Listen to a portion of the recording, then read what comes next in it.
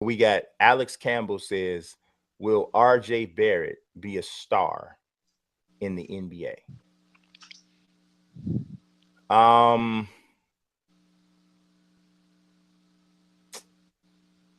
I'm not convinced he'll be a star.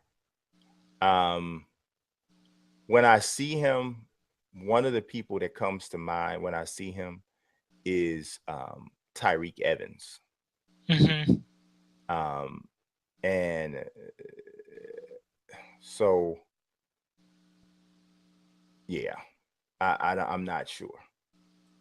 I'm not sure. Yeah, I'm definitely in the not sure category.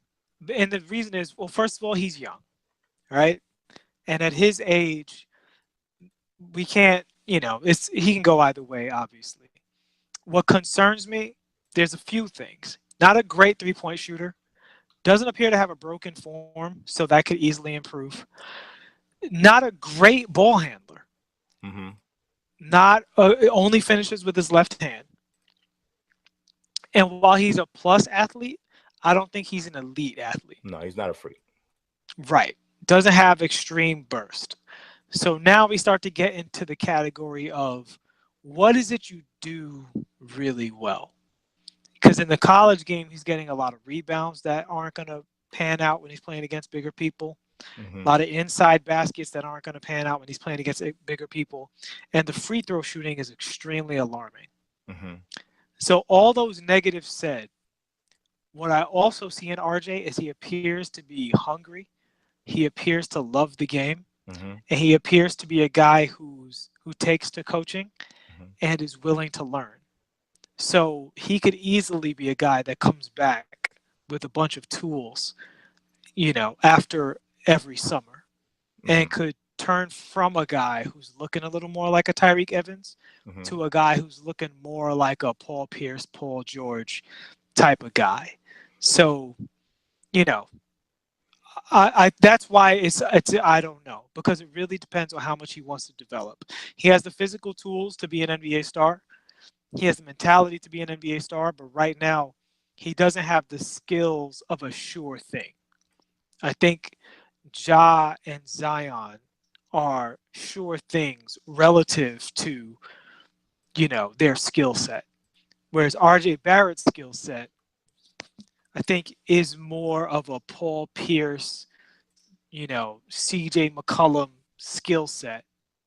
And we need to see him get a lot better at that before he fulfills that potential.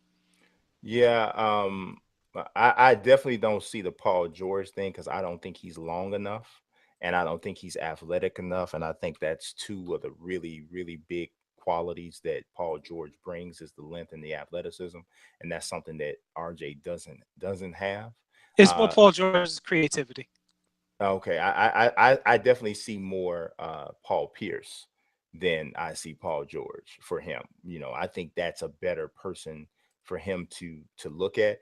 But what will help him quite a bit is um if he becomes a better shooter.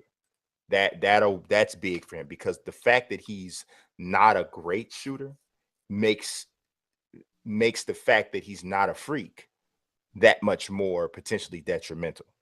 You know what I mean? Because so that's the thing that worries me a little bit about him. But he is a killer, and that's what I like. He's a straight killer. He wants to be great. He's the son of a professional player. He's been linked with pro players his entire life. His godfather is Steve Nash. So he's got he's around. He's been around ballers and killers like his whole basically his whole life. So I think that definitely bodes well for him in his future and his overall ceiling and his his ability to add different facets to his game and just overall just to get better. But I'm not convinced that he's a star. Okay, so M71408 says rank your top 5 power forwards of all time. For me, number one would be Tim Duncan. Number two would be Charles Barkley. Number three would be Karl Malone. Number four would be Kevin McHale. And Number 5 would be Kevin Garnett. Actually, I'd probably put Kevin Garnett 4 and in McHale 5. My list is similar to yours, but I would probably have Kevin McHale 2. Kevin is Kevin Durant a power forward now? I think he's a 3. I think he's a 3 that's playing 4 because it fits the team that they're on sometimes. But I think he's a 4. I mean, I think he's a 3. Okay. And is Giannis a 4? Who starts at the 2 for them? It was Brogdon.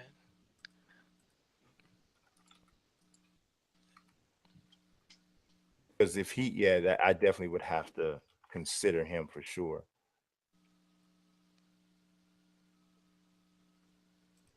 He's starting at the 4. The last 2 years he's been playing a 4. Okay, then I definitely have to change that up. I have Tim Duncan 1. I would honestly take Giannis 2nd. I would take McHale 3rd. I would take Kevin Garnett 4th, and I would take Barkley 5th. Yeah, I don't know. I definitely wasn't I don't know. I was thinking him as a 3 because I that's kind of what he came in as, and but he still has more years at the 3 than he. But his I most guess he has dominant, a. I guess his most dominant years as of right now are at the 4. yeah. He looks like he's going to spend his prime at the 4. I think he probably will. If he probably will. I don't know. Maybe I'll wait for him to play that a little bit. My thing is, I call me prisoner of the moment, but I would take Giannis this year over everybody on that list outside of Tim Duncan. Yeah, no, So, I would. And I watched I would agree. a lot of all of those other guys play. No, I would agree. I would agree. Yeah. I the way he has been this year, I would take him over. Somebody said M714 and 71408 said Giannis over Dirk. Yeah, Dirk. Yeah, I mean that's Okay. So if you're talking about all-time greatness, obviously Giannis hasn't had a chance to be what Dirk has after a 20-year career. But to this point in their careers, yes. Take out the championship year, yes. So if Giannis is simply what he is now for the next, is he 24? Good Lord. So young. If he's what he is now until he's 32 years old, then I take him over Dirk, whether he wins a championship or not, because Dirk had the 1 year where I really do think that playoff run, he was the best player on the planet. And where did you have Karl Malone at again? I didn't have Karl Malone on my list. I'm disrespecting him. Karl Malone's my least favorite player of all time, but I would not say that I wouldn't do that, but well, the thing about it is that everybody else on that list, with the exception of Barkley, I had Barkley on there, right? Barkley 5th. Okay. Barkley's a better one-on-one scorer. Everybody else on that list plays better defense. Like, you know what I'm saying? Like, I prefer everybody else defensively. And over Barkley. Over Malone and Barkley. Not that Malone was a terrible defender, but he wasn't a guy. Yeah, but he wasn't a guy that I would choose to put on the other team's best inside guy. Whereas Tim Duncan, Giannis, Kevin McHale, and Kevin Garnett, I don't mind sticking them down on the block with somebody and being like, take this guy who's going to get you 30 and make sure he only gets 19. Whereas Malone, all time, like, honestly, I'm picking Barkley because I like him more than Karl Malone, not because I think he's better than Karl Malone. Yeah. That I mean, I do think that Barkley's a better player than Karl, and the reason why I think Barkley was a better player than Karl is because Barkley could get his own shot. I never saw. That's what I'm saying. I never saw that Karl could get his own shot. Yeah. Barkley was every bit the rebounder that Karl was, perhaps even better and smaller. Prime Barkley was a freakish athlete. That's the problem with Charles, is that Charles spent too much time out of shape. Yeah. And Karl Malone was in the best shape of anybody who's ever played every minute. all the He's time, probably in that shape right now. all the Probably got time. an 8-pack. Yeah. Yes, all the time. So, but on this kind of a list, I don't care about your 18 years necessarily. I care probably about the 7 years. Your 7 best is kind of what I tend to think. Giannis is so good, I allow him to break that rule.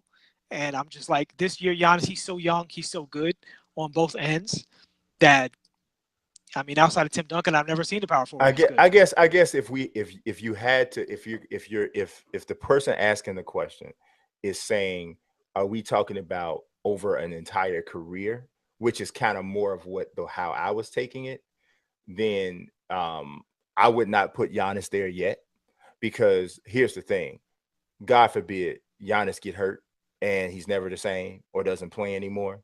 What he's done already would make me go, wow, man, Giannis would have been really amazing. But soon he drifts off and doesn't, we're not talking about him anymore. So if you're thinking about it from an all-time career standpoint, then Giannis can't really make my list yet. And I'd have to think twice as to whether I would probably replace McHale with Dirk, because of, like I said, from an all-time career standpoint. But if we're talking about game, just straight Right. game, Giannis pushes Tim Duncan, Yeah. pushes him for number one. He pushes him. He's that good right now. Yeah. And he's only 24. He's that good. So it really just kind of depends on how you ask the question. Yeah. And I like to answer these questions more about game. And the thing about Giannis is I do think Giannis works in any era. Where there's Absolutely. guys like Absolutely. Karl Malone, where I think in the more spread era, his pick and roll defense is going to suffer. Charles, same thing. I think McHale will be fine, and you play him at the 5. Tim Duncan just stopped playing yesterday, so we know how he'd turn out. But yeah, it's really Garnett, Timmy, and Giannis. Those three, I feel like, man, I could take those guys anytime, Yeah, anyway. any era, Yeah. any era for sure. I give McHale more credit because he dominated in his era. I realized Larry in Parrish was there, but he was a monster, and also he practically, I mean, he pioneered so much of the post game. He's among the 3 greatest post scorers in the history of the game. Yeah, and even when you see him now, like broken down, super old, just the way he does the moves is like watching an old guitar player play. Dude, an old guitar player with like arthritis in his hands, but he hits that note, you're like, oh, I could tell you used to be a master. yeah, Like yeah. that's Kevin McHale, so he gets third on the list for that reason. He got a move, man, that I literally learned watching him demonstrate it to somebody else. Yeah. And he gets the ball in the low post with his back turned, and then he swings around a reverse pivot to uses his left foot as the pivot foot, swings the right foot around, faces up. He swings the ball to the left. He throws the ball out to the right to create the space, goes to get it because he knows where it's going. And when he gets it, he spins back into a fadeaway. And obviously you got to have the touch to knock it down, but it's the footwork just involved ridiculous. Is just insane. Yeah, if you watch him talking to Miles Turner, actually, you can tell Miles Turner has never been taught that level of post game before. Like literally, if he just worked with Kevin McHale every summer, he'd be a better offensive player by far. Yeah. And the thing about Kevin is he's so, I don't even like to use the word fundamentally sound. His technique is so excellent that when he does moves, it's the opposite of Dwight Howard. Mm-hmm. Dwight Howard does moves because he's seen the poses. He's been taught to put your foot here, to put your shoulder there. Kevin McHale moves with a purpose so that everything he does is creating a potential threat. And that's something I think people lose when they don't actually watch the older games, which is why I always put an emphasis on watching these guys, because some of the stuff you see back in the day is really amazing in terms of the mind games that's being played with some of these moves that people are just taking an animation package today. Mm-hmm. They're not doing it with the same level of purpose that they did back in the day. Watch Tim Hardaway do a crossover, even Isaiah Thomas. Watch Isaiah Thomas right now do a hesitation dribble. It's better than 90% of the hesitation dribbles in the league because he does it with a purpose that's actually a convincing fake. And when you watch these guys play, you actually get that. And I can't take that away from Kevin McHale, even though I think the versatility of the power forward increased in the Tim Duncan, Kevin Garnett era. Yeah, for sure. I mean, Kevin McHale is a different type of four, and he'd have to move to the five in today's game, and he'd still have Yeah. a problem when they put him in screen and roll. But I like I said, I You know what? usually, I'm gonna revise my list a little bit. I'm gonna put Dirk yeah, at number yeah, five. I To be think honest with you, Dirk, I'm gonna put Dirk at number five. He bumps off Charles and Karl Malone to me. I know it's not a popular choice, but honestly, I mean, first of all, he won a ring beating everybody when he was the best player on the team, and he beat killers, just killer after killer. And he was in that same competitive West that Kobe we talked about earlier. You know, he had to deal with the Kobe's and the Tim Duncans and even Kevin Durant year after year, Chris Webber year after year. He had to deal with that, and he got a ring out of it. I respect one probably still the greatest power forward shooter ever. Um, Dirk's bad yeah, boy, he is, and he is. and that year he was actually playing better defense. So I definitely take prime Dirk over prime Barkley and prime Malone. Yeah, like I say, it really you have to define what the argument is. Are we talking about the players in their prime, or are we talking about all time as their career? Because usually when you say all time, you're talking about a career and not just Yeah, prime. I So think Dirk beats Charles and Karl Malone all time too. Like I know, I think so. I mean, he got a championship, yeah, and and and he got and he got it. and he scored. Did he catch Carl? I think he caught Carl right What? in No, scoring. no one's no. Carl hadn't been caught yet. Carl second. He's second. Kobe's third, I think. Okay. Michael was fourth. I think LeBron is fourth now. Yeah. Yeah. I know Dirk's right in the same category as Carl. He's right. He's right there. I know he's right there in terms of all-time scoring. I know he's right there. So, but yeah, man, you gotta give him his props for sure. But all right, what's the next one? All right, so Alex Campbell says, which was better, LeBron 2016 championship or Wade '06 championship? I definitely think Wade '06 champion. Well, I I think it's close. It's really close, but I would lean Wade '06. But it's really close. It's really what LeBron did that year was phenomenal. I I'm whether I'm gonna what pick LeBron because I honestly, as great as a defender as Wade has been his entire career, mhm.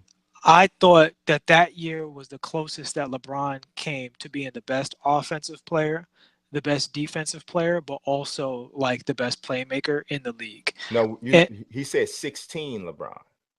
oh, the Golden State Warriors, Right. the Right. L. Yeah. Yeah, yeah. I still say, well, I think that's the best version of LeBron. Like I think that Now, was the this is loss. this is the one when they came back from 3-1 deficit.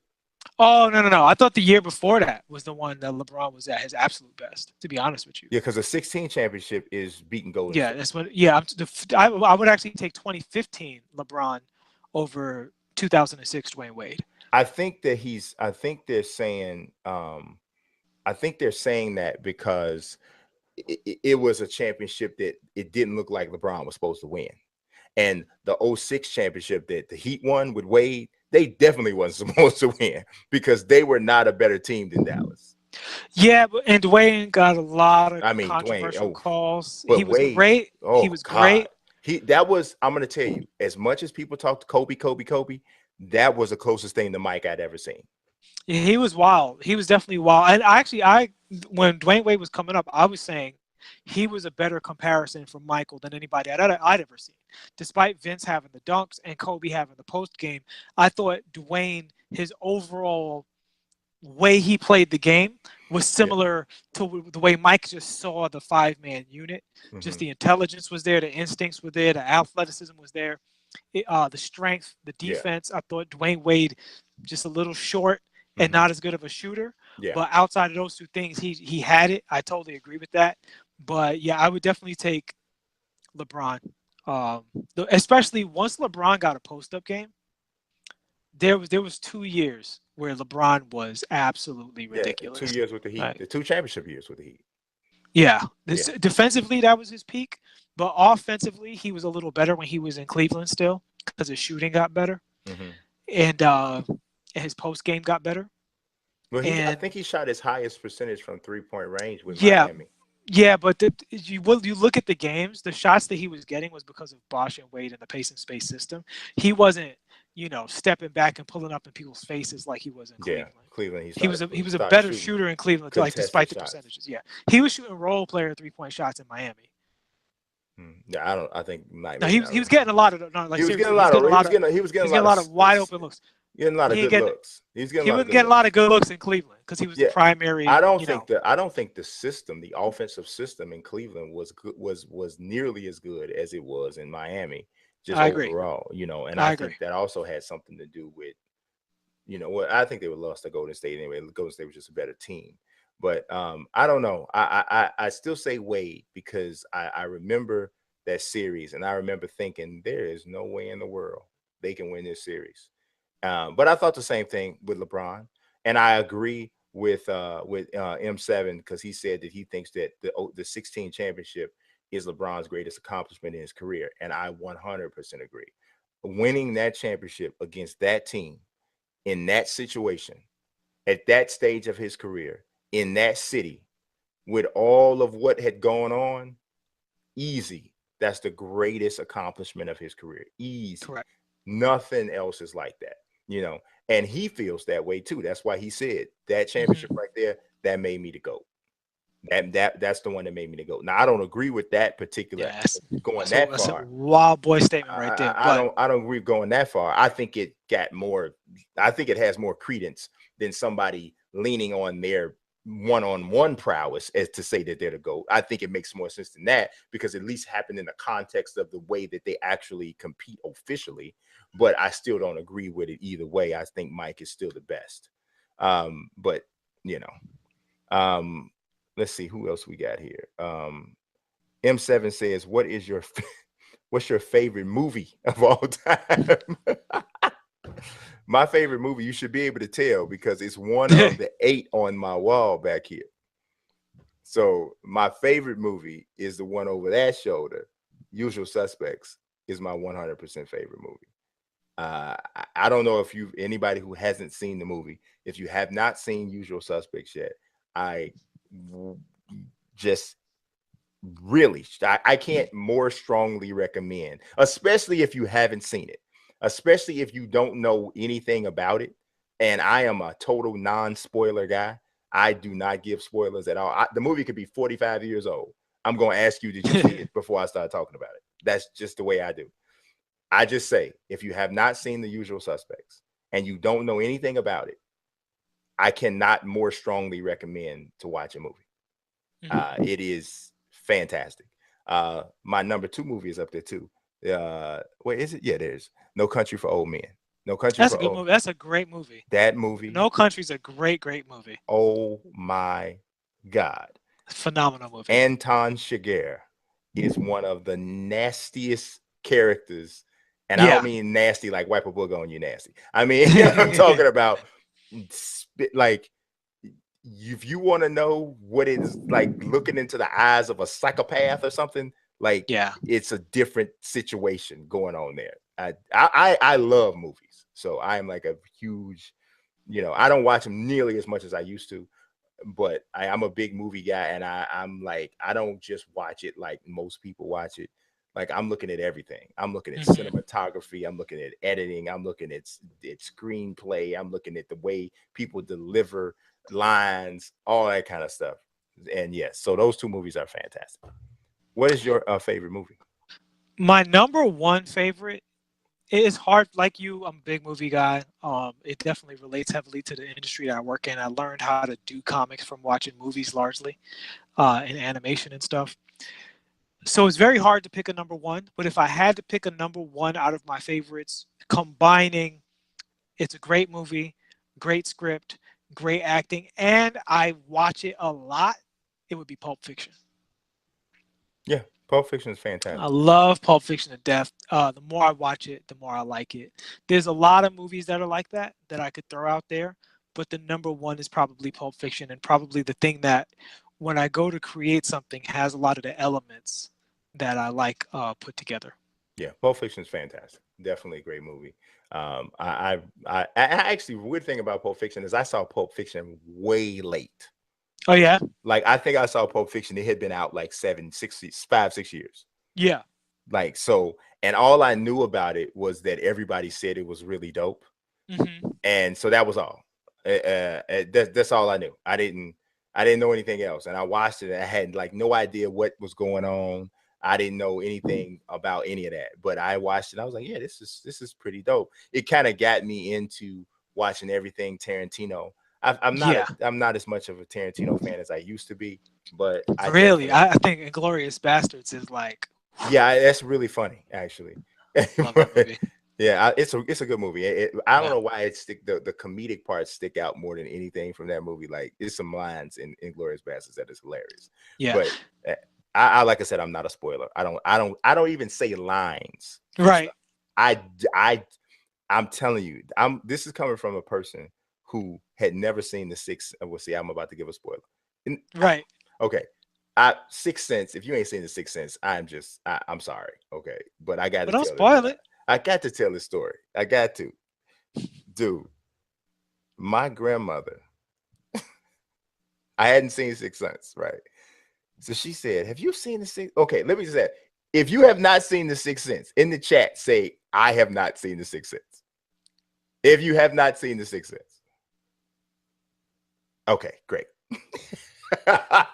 My grandmother asked me, had I seen the Sixth Sense, and I'm like, no. And she said, "Whew, you ain't gonna believe it. All that time, Bruce Willis was dead." Oh no! Somebody did that to my mother with The Departed too. I said, "Thanks, Grandma. Appreciate it. That's Appreciate it. terrible. Appreciate it, Grandma." And I said, "Grandma, what?" She said, "Well, what?" You know what? That's the worst thing. People who spoil and act like they don't know what they did. Yeah. That I have a friend who does that. I'm gonna call him out. I'm gonna call you. He might be watching this show right now. Well, he gonna watch the replay. Isaac, you know what you do. You know what you do. I love you, but you know what you do. You know what you do. And now the world knows too. Yes. Yeah. I mean, my grandma was like 78 when she did it, so I give her. She knew. She knew. She knew what she was doing. Like 78, she knew. She probably didn't know. But I'm like, now she look at me like, what? What are you talking about? Yeah, but yes. So there we go. All right. So the last question is from, I think this is from Mook Allen. I think What up, it Luke? is. What's Long going on? time supporter. Yes, yes. He says, if Phoenix gets the #1 pick, should they pass on Zion for Ja Morant? Um, should they or will they? The answer is the question is should they? Um, I think they should. I think that he changes them on the basketball court more than Zion does. I think he is a more natural fit for what they need than Zion is. I think he's even a more natural fit for what the game of basketball is today than what Zion is. I wouldn't say that's the answer for every team, but it just happens to be that Phoenix really, really needs a point guard, right? So because of that, I say that. But this is bigger than just basketball. Zion Williamson is about to be that guy from a commercial and marketing standpoint. And I don't know that any team from a business standpoint can afford not to draft him if they need it. I'm going to go the other way on that. Even though on any of my teams, I'd probably prefer to have Ja Morant. Mm-hmm. But for Phoenix in particular, I think what they need, I think they have a lot of needs, Mm-hmm. right? They have Devin Booker, DeAndre Ayton, and a lot of problems. So both Ja and Zion would be good for them. Ja Morant at this point looks like it's going to take a while for him to become a good defender. So like now part of that is he's young and the responsibility he's had on that team to do so much offensively. But Zion looks like he's going to be an excellent defender from pretty early on. Hmm. He projects to be a pretty good rebounder, and he's also looks like he's going to be a great fast break guy. Oh, I think, yeah. yeah, Yeah. with Zion helping DeAndre Ayton and Booker on the perimeter, and the fact that Ayton looks like he's going to grow into a pretty solid shooter, I think it's pretty easy to find a point guard to facilitate that group. And there's a few young point guards who look like they're going to be available, like Alonzo Balls and stuff like that. I think getting an NBA point guard and putting it together with Booker, Zion, and Ayton would be nearly as good as getting John Morant and putting him with Booker and Ayton and filling that middle spot with an Ariza or somebody else. And because of the fact that Zion's going to bring so much revenue, in addition to the fact that I think Phoenix is one of the teams he helps on the court the most, I would actually say Phoenix is in a good position to get Zion. I think that would be a good pick for them. Yeah. And then not to mention the fact that you want the Knicks to have Ja anyway. So Well, I do want the Knicks to have Ja, but here's the thing with Zion. It's not that I don't want the Knicks to have Zion. no, yeah, It's I just know. that Ja looks like a sure thing. That's really what it is. Yeah. If Zion turns out to be the best player in the draft, it wouldn't shock me because he's a one of a kind thing. We don't know what it is, Hmm. So, but at the same time, as Gilbert Arenas said, when you hear the guy is as tall as Russell Westbrook but as fat as Shaq, you're like, wait, what? Yeah. Like, it's just a unique thing. Yeah, I think he's taller than Russell Westbrook, but Gilbert was exaggerating yeah. slightly, but he's a lot closer to Russell than he is to Giannis. Oh yeah. I mean, I think he's going to measure about 6'6.5" in shoes, which Yeah. 6'7". I think I think out of shoes he's about 6'5", and I think in shoes he's about 6'7". 6'5.5", just I've gotten really good at estimating what these combine heights are going to be by Uh-huh. looking at players. I've been looking at the out of shoes and in shoes measurements. I'm willing to bet 6'5.25" barefoot, 6'7" in shoes. I think that's probably where he'll be. Um, the thing that scares me about Zion is that the moment he's not a freak athlete is the moment he's not special anymore. And that scares me. Mm-hmm. It scares me from an injury standpoint. It scares me from a longevity standpoint, whether be it because of injury or just aging. It scares me because at his height, with the style of game that he has to be a freak to be as good as to be good. Because if Well, he's see, not a freak, he's not great. the reason I'm not sure about that is because there are undersized forwards in the league who do very well. Like Zion, so for instance, Zion, he if he's not as athletic as he is, theoretically, he could still be better than Paul Millsap, right? Now, Paul Okay. Millsap is an unnaturally good rebounder Mm-hmm. and has become a good shooter. Mm-hmm. But Zion is an unnaturally good penetrator of the basketball. And it's not just handle, there's also that shiftiness and No, reaction time he has quick twitch athleticism that is insane. and the decisions that he makes with it. Mm-hmm. Because there are people who have similar athleticism on the ground, right? Not once he jumps, it's a whole different beast. But even on the ground, Zion does stuff, spin moves. That's why the comparison I was making was like, in a way, he's like a gigantic Dwayne Wade in that No, some of them, I don't think that's a bad. I don't think that's a bad yeah, comparison. Because it's his feet, man. His feet yeah. are so good. His feet are so good. Like the areas that he fits into, and the moves that he makes in small spaces. I'm convinced that this dude could be an all-world running back and an all-world a pass rusher. Like Yeah. his Yeah. feet in short burst are so good that it's, but my worry is if something happens and he loses a bit of that.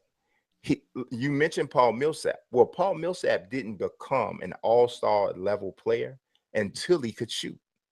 Hmm. Now, if Zion gets to the point where he can shoot, then of course that helps him a lot. But then even then, if he's not the athlete that he is now, he's a capable stretch four, essentially, and who's really with a really strong base, who can defend bigger guys in the low post because he's so strong.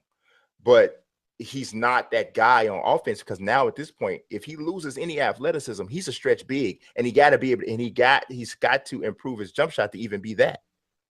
What he really has to improve is his general game. You know what I mean? There's a lot of things that are just your game that he has to improve, but he has. I think you can't underestimate what a great kid he seems to be. Oh yeah, no, I think He he seems seems, like a great kid, man. yeah, intelligent, well spoken, media Everything, savvy, and great humble. attitude, humble, joyful. Like that stuff matters It because those really guys, matters. It really like matters. he lifts a locker room. You know what I'm saying? Yeah, It's that Steph Curry effect to a degree. It's not just the jumper. If yeah. Steph's jumper's outstanding, don't get me wrong, No, it's but everything. Steph's a good he person to be around, it seems like. correct. He's a fountain, not a drain, Yeah. right? So I give Zion a little bit of more of the benefit of the doubt because he's so young and he's so good at the one thing that he hasn't had to do the other stuff. And he appears to be getting better. He appears to excel in pressure situations. So I want to take the leap with him. And I Hmm. tend to be very conservative when evaluating talent, but it's a combination of the fact that his instincts are great, his attitude's great, he's eager to learn, and he's a good defender. Yeah. Dives on loose balls. So because he has that stuff and is a good finisher, I'm looking at the Kenneth Farieds and the Julius Randles and the Paul Millsaps. And the thing is, a lot of those undersized forwards are way worse defenders than Zion. Then you have who Draymond has not nearly the offensive talent of Zion.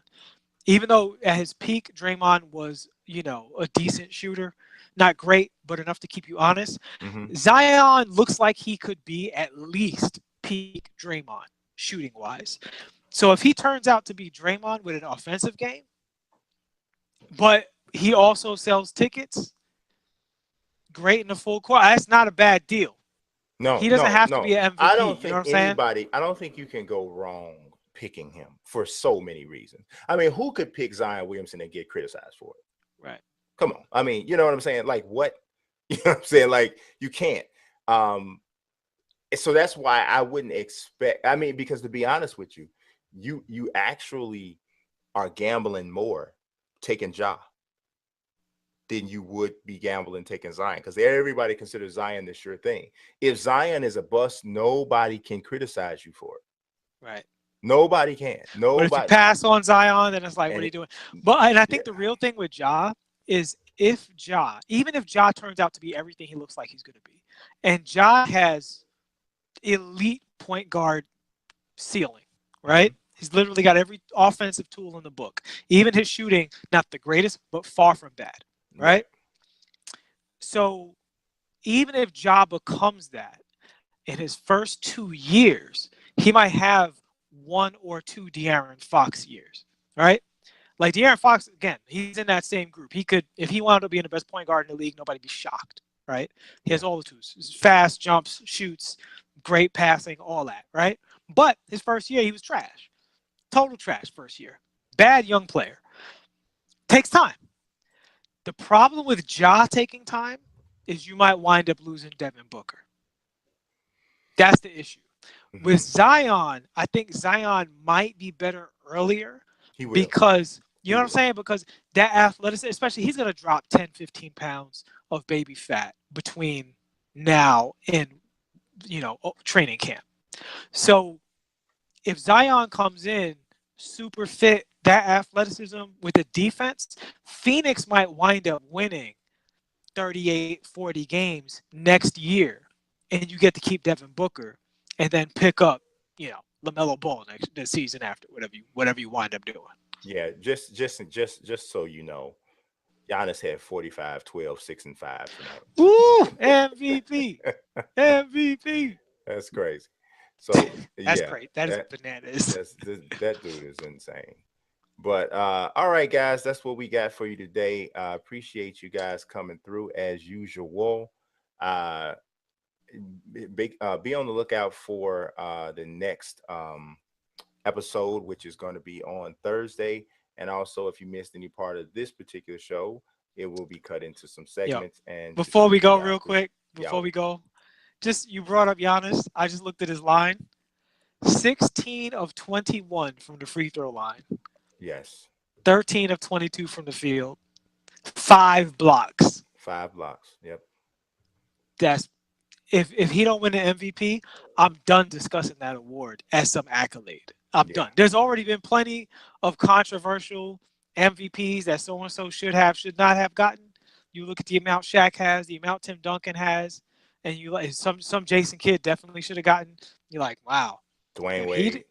yeah, if he don't win this MVP playing like this, wire to wire for the best team in the league, both sides of the ball, I mean, dude, it's the best team in the league. It's the last freaking week of the season.